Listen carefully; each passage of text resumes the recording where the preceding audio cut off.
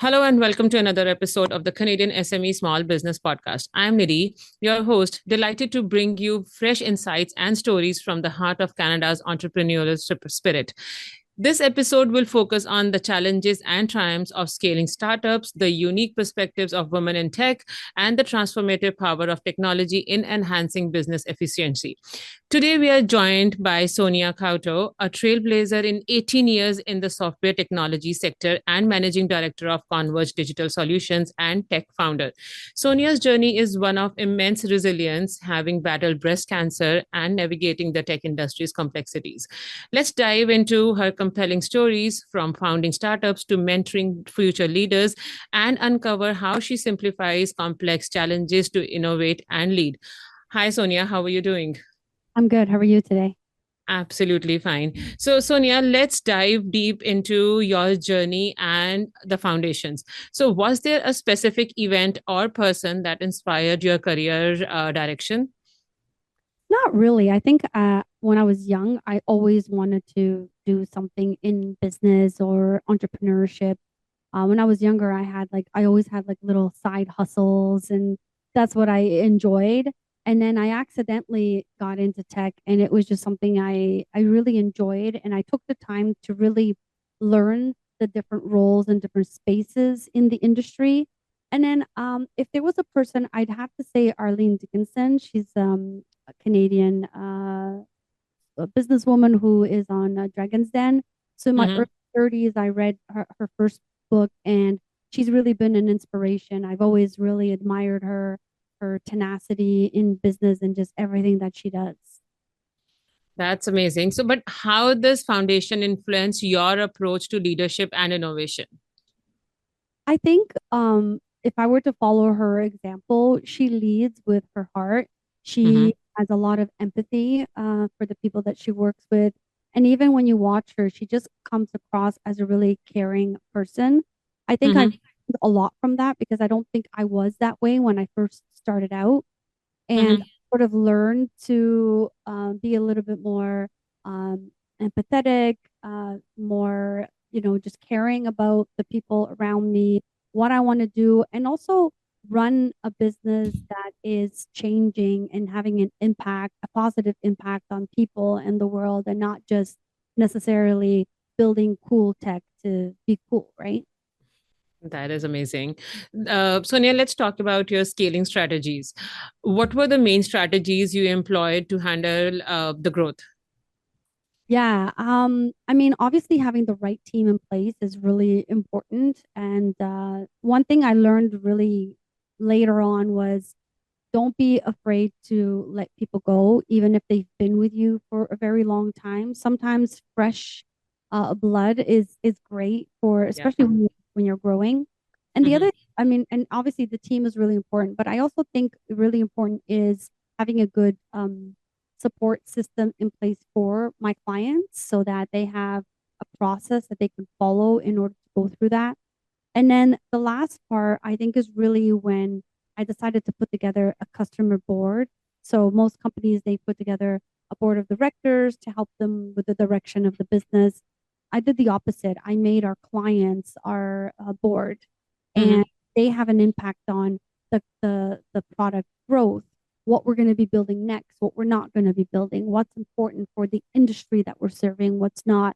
So our clients really get a say in what we're doing and how it's impacting their business and the industry in general. And that's really helped us get to the next step in our growth, Mm-hmm. which is to other countries and especially the US.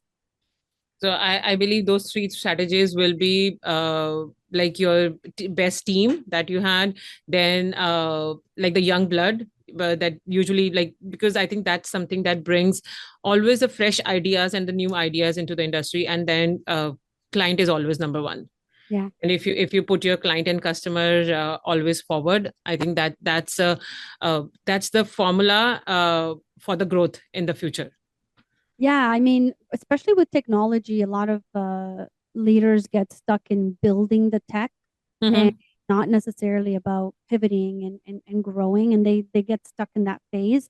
And don't get Mm-hmm. me wrong, we were stuck in that phase for a little bit, but I had to really learn and grow and get out of it and understand what Mm-hmm. works, what were the things that I could do that were really going to allow us to grow and not just be stuck in development for, 5, 6, 10 years. So Mhm. they seem like small things, but they had a huge impact on our business. Absolutely. Sonia, let's talk about empowering women in tech. So, how do you use your position to support and empower women entering into this field?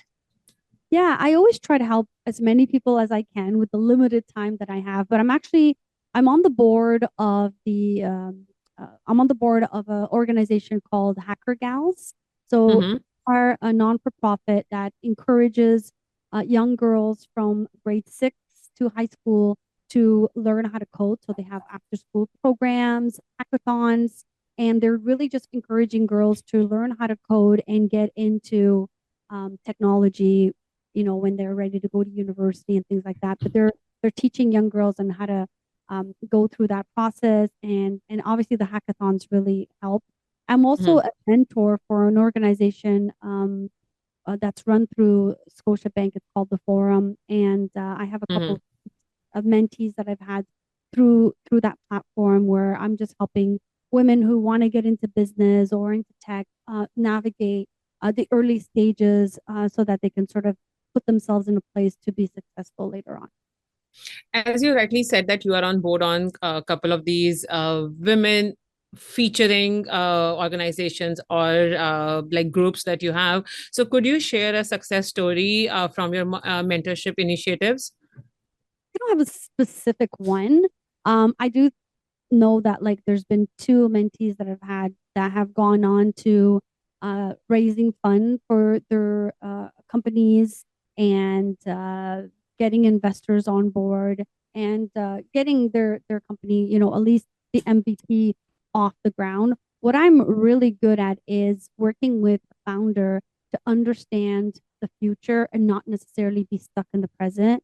So Mm-hmm. you want to get something, you want to build something, think about building that really quickly and getting it to market so you can start getting information from your clients, from your beta users early on so that you Mm-hmm. can continue building and really learning from from the feedback that you're getting from the product being out in the market. So I think I can think about two mentees that have gone past the just initial idea stage and actually build something out. And then overall, I have a lot of friends that are in tech startups that I give advice to on Mm-hmm. um, how to, get unstuck. I have a friend of mine the other day told me that I'm his startup therapist because I'm not only helping him trying to figure out what he can do with his company, but I'm also just talking to him about little strategies and things that he Mm-hmm. can do to think beyond just business. It's more than just that. It's a lifestyle. I Mm-hmm. don't think founders or startups have a work-life balance. I think you're working all the time. So Mm-hmm. it's good to understand all the little things that you can put in between that so you can find like you're having that balance. Very rightly said. Uh, Sonia, let's talk about some technological impact. So, what feedback have you received from your clients about like your products? Yeah. Do you want good or bad feedback? I would take both because Oh, I think people should know. I think both the impacts, whether it's good or whether it's bad, because I think these are the impacts and these are the stuff that will help them if a new business is starting up or if even a current business is doing like how they are doing in their future. So I think both experiences will be really good to for yeah. our listeners and our audience.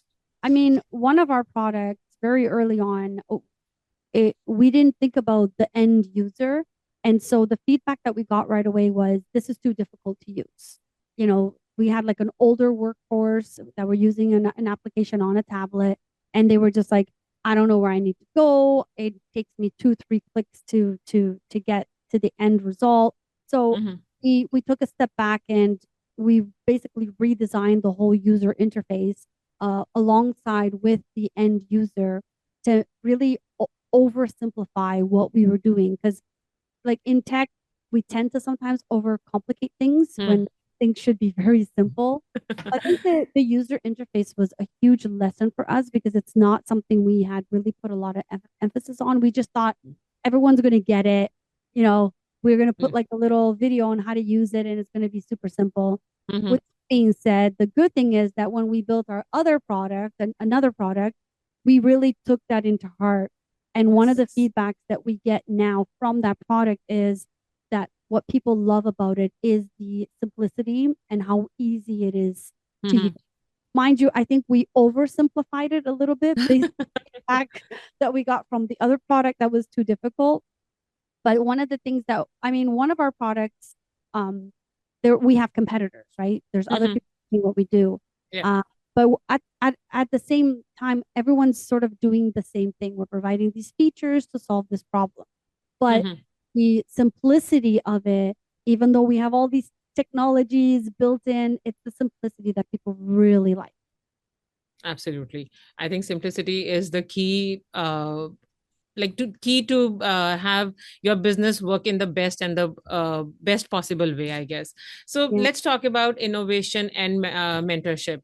So could you share how your own experiences have shaped your mentorship style?